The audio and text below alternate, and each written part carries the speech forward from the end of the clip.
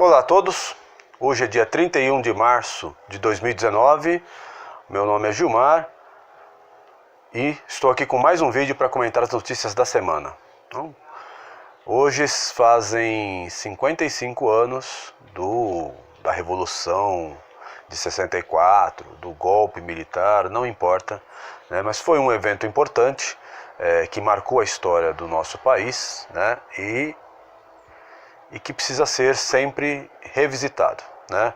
Existe toda uma narrativa de esquerda que fala que foi um golpe e que foi uma injustiça e etc, etc, etc. E você tem aí uma narrativa por parte de setores mais conservadores e que a intervenção militar, vamos dizer assim, ela veio de acordo com os anseios da população, né?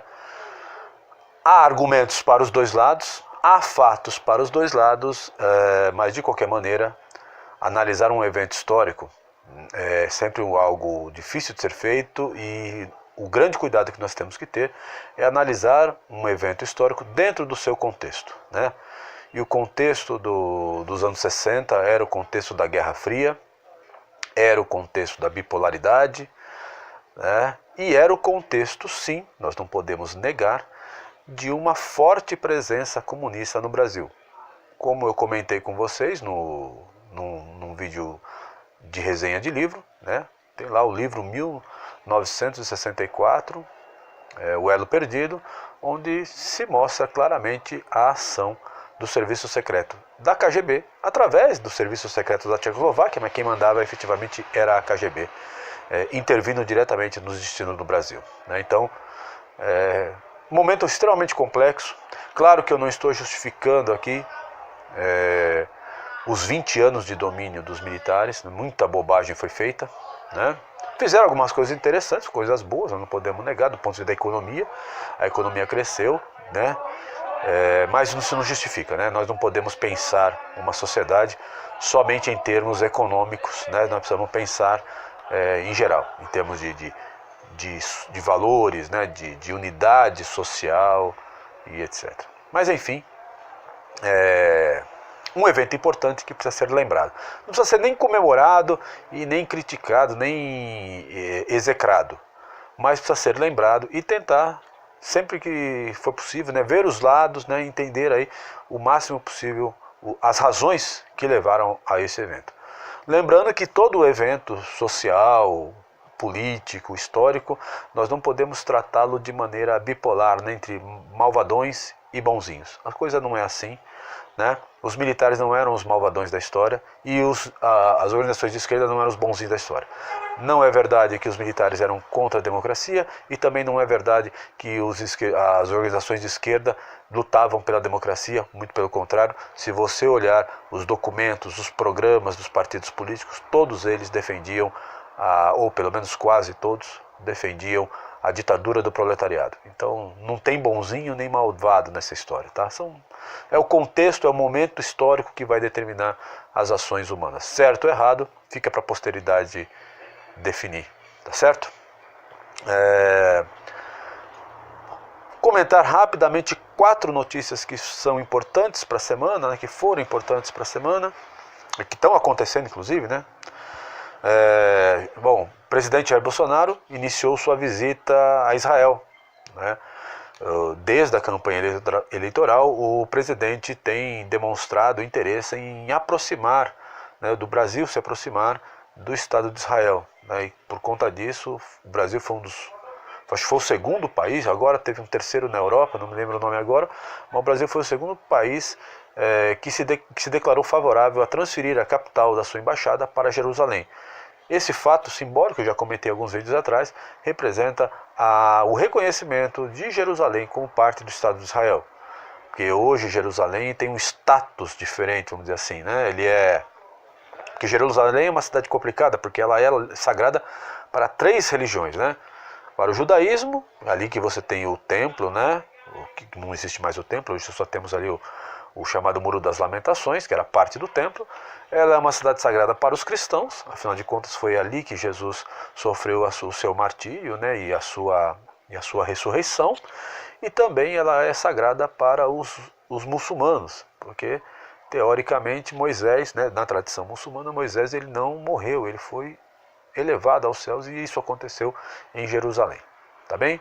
Mas o presidente está lá, é importante essas ações, né? O Brasil, do ponto de vista das relações internacionais, tem tomado um rumo claro, pode-se gostar ou não, mas ele tem tomado um rumo claro, né? O Brasil deixou de ser um anão diplomático, como era no passado, então o presidente foi fazer uma viagem nos Estados Unidos, né, tomou medidas concretas para beneficiar o Brasil, né, está negociando o uso da base de Alcântara, que significa você poder ganhar dinheiro com aquele lugar, tá? E eventualmente até conseguir ali um pouco de conhecimento técnico. Lembrando que Alcântara nós tivemos uma tragédia, porque houve um incêndio na base de lançamento e os cientistas, né, que eram praticamente os detentores do conhecimento de lançamento de foguetes que o Brasil estava construindo, todos eles morreram, ou praticamente todos eles morreram.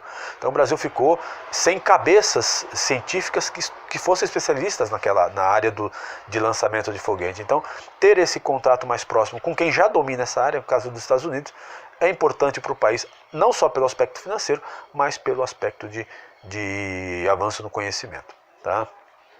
E no caso de Israel, o Brasil quer aí contatos com a questão de como Israel consegue, né, um país pequeno, ter uma agricultura pujante, né, não tanto quanto o brasileiro, porque o Brasil tem terra até não querer mais, mas a região de Israel, pela ser de área desértica, né, uma parte dela de área desértica, como é que eles conseguem tanta tecnologia na área de irrigação. Então o Brasil quer isso. Tem também as questões militares, né, que Israel tem um know-how, né, um conhecimento de tecnologia militar muito maior que a brasileira, então pode também haver uma troca aí interessante, né, incremento nas compras e vendas, né, seria interessante para o Brasil. Não acho que em última instância, passou uma moto agora aí, hoje está terrível, o barulho aqui perto de casa está terrível.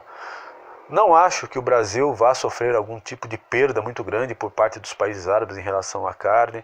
Os países árabes são grandes consumidores da carne brasileira, né? Então eu acho que a nossa diplomacia e nossa ministra da Agricultura, que inclusive está negociando com esses países árabes, vai superar qualquer tipo de dificuldade, tá certo? Então vamos torcer aí para que a visita do presidente seja a mais produtiva possível. Um outro caso interessante, isso aqui realmente é interessante, né? A gente percebe aí a hipocrisia aí da esquerda, né?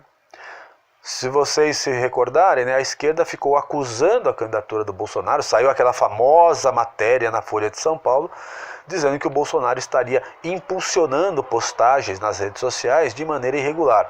No caso do Bolsonaro, eram postagens feitas por apoiadores, né, que eles pagavam empresários, né, empresas que pagavam outras empresas para estimularem, divulgarem notícias favoráveis ao Bolsonaro e contrários ao Haddad, né? Essa foi a matéria da Folha, gerou um burburinho. Até agora a Folha de São Paulo não provou nada para mostrar que aquilo era uma grande mentira, tá?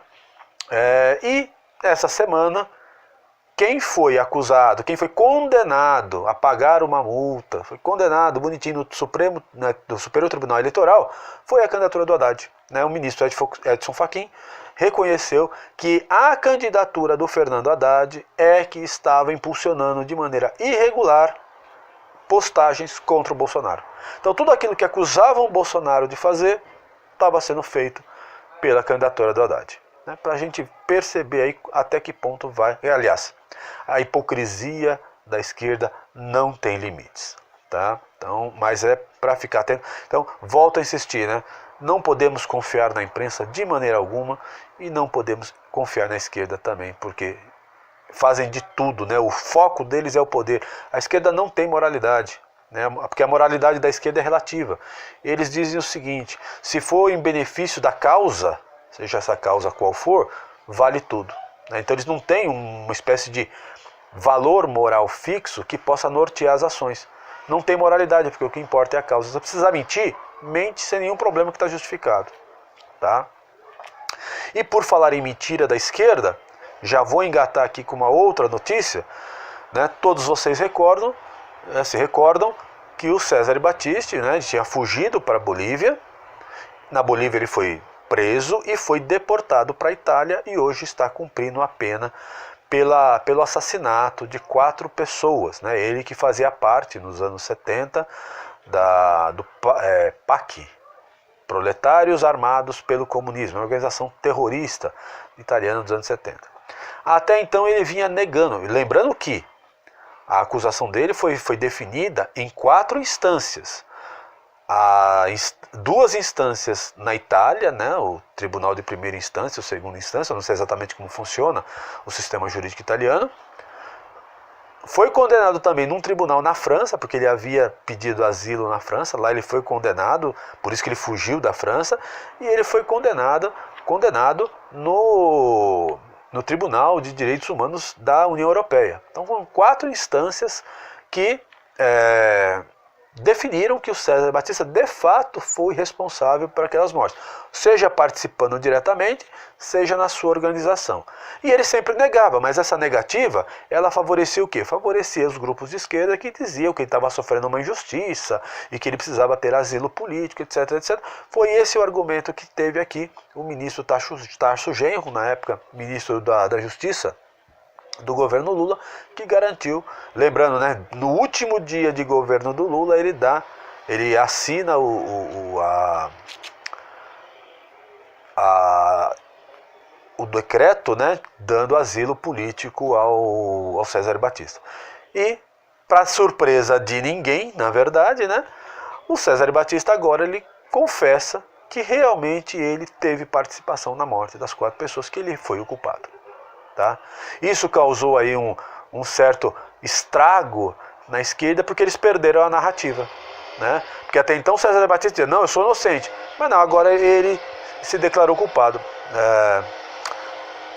Barulho de ter um cara fazendo manutenção de uma fábrica aqui, então tá uma barulheira terrível, vai prejudicar um pouco o vídeo, mas paciência. Né? Ele resolve fazer isso sempre aos domingos. Então, voltando aqui, então Cesare Battisti ele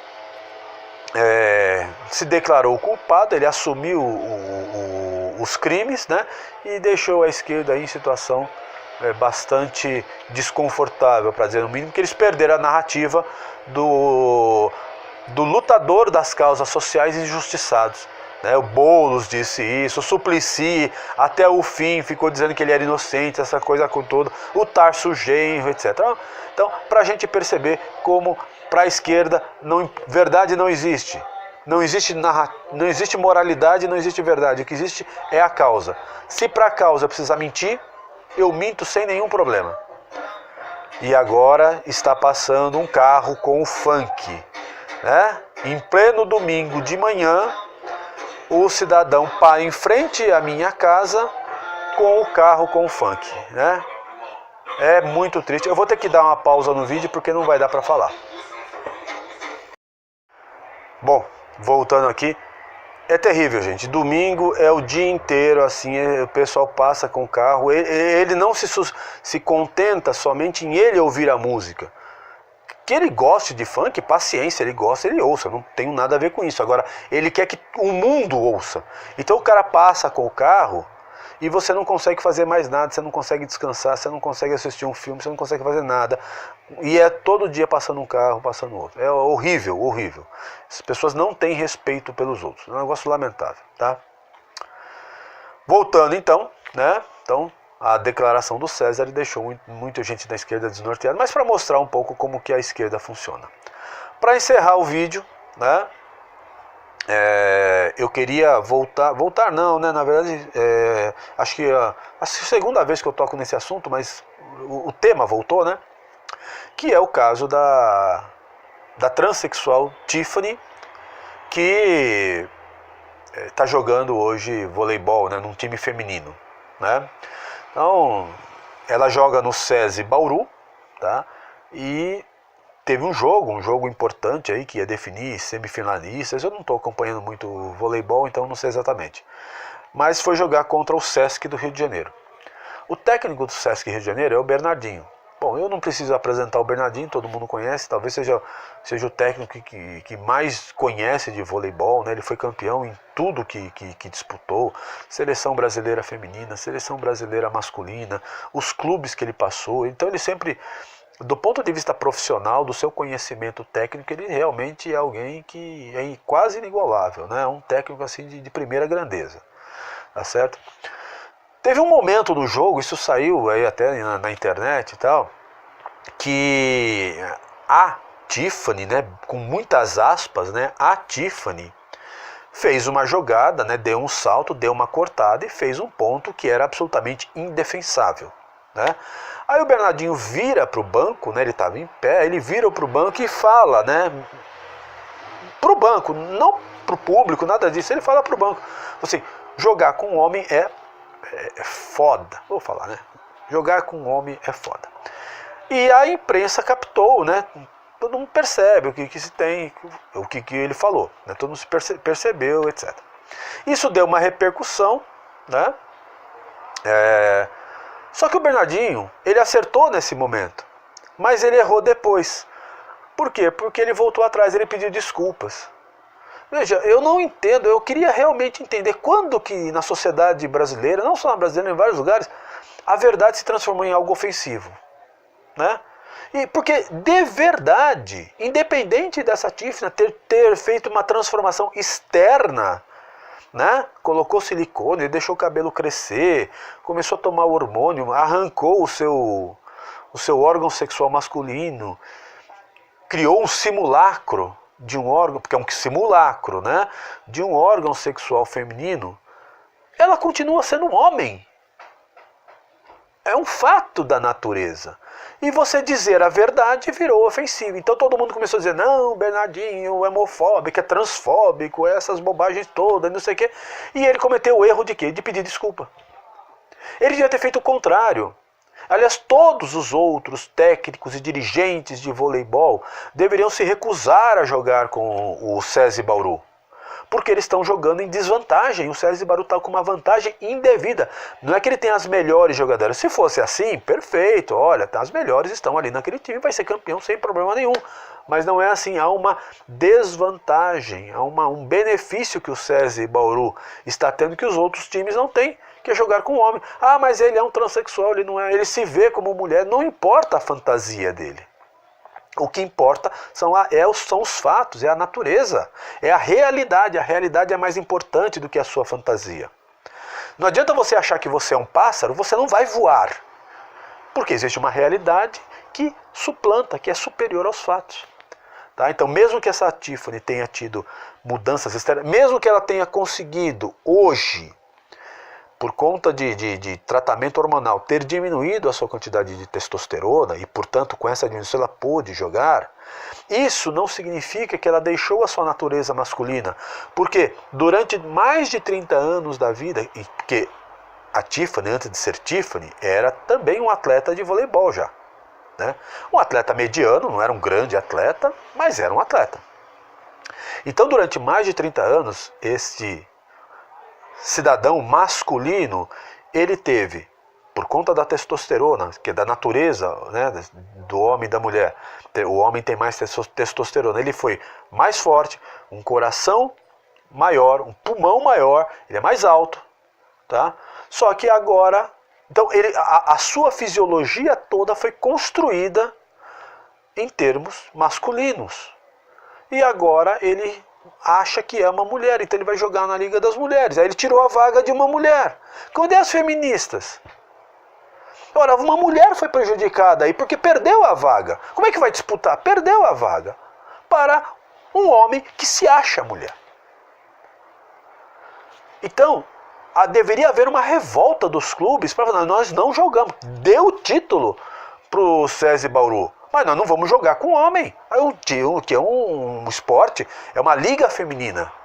Ora, em todos os esportes onde existe a ação física, MMA, futebol, vôlei, basquete, tênis, etc, etc, atletismo, você faz uma separação de homens e de mulheres. Por motivos óbvios, porque a natureza humana estabeleceu que homens têm mais força física por natureza, é natural que seja assim. Você imagina eu pegar o melhor time de voleibol feminino e jogar contra um time mediano, o melhor time de basquete feminino do planeta, mesmo que for jogar com um time mediano de basquete, vai perder, porque os homens são mais fortes, são mais altos. É simples. Por isso que você tem a separação homens e mulheres. Claro que em esportes que envolvam apenas a questão intelectual, por exemplo, videogame, né, tem até ligas, né?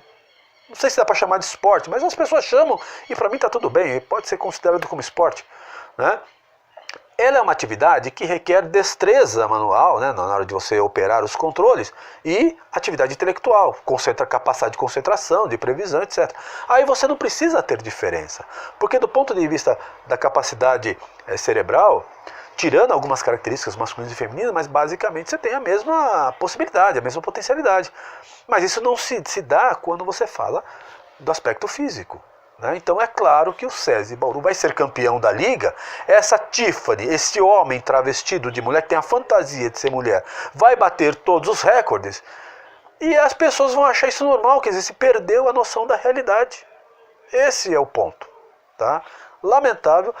Correto o que o Bernardinho falou, mas ele devia ter sustentado e ter dito, olha, eu não vou pedir desculpa porque eu estou certo. A realidade é mais forte do que a fantasia. Né? A ex-jogadora Ana Paula, que também não precisa provar nada para ninguém, ganhou tudo o que jogou, vôlei de quadra, vôlei de areia, enfim, jogou tudo que quisesse, é uma figura do ponto de vista esportivo inquestionável, né? Ela se colocou a favor do Bernardinho. Aí veio a Tiffany e pôs lá um post no seu Twitter dizendo, a Ana Paula não pode falar nada porque ela não é ninguém. Ó, a Tiffany dizendo que esse homem travestido de mulher, que tem a fantasia de que é mulher, dizendo que a Ana Paula não é ninguém. Olha só o nível que chegou. E ela argumentou, essa Tiffany argumentou que a Ana Paula não podia dizer nada porque ela não mora mais no Brasil. Quer dizer, o fato de um brasileiro não morar no Brasil, ele não pode falar sobre o Brasil? Bom, se fosse assim, se esse critério fosse real, não faria nenhum sentido, por exemplo, o portal UOL ter cedido uma coluna para o João Willis. Afinal, o João Willis não mora mais no Brasil. Então, o João Willis não teria direito de falar sobre o Brasil. Você percebe a doença? Essa Tiffany não tem argumentos, porque ela sabe que está errada, ela sabe que ela tem vantagem sobre as outras, e faz um argumento desse tipo, argumento idiota desse. Né? Tentando criticar uma pessoa que sempre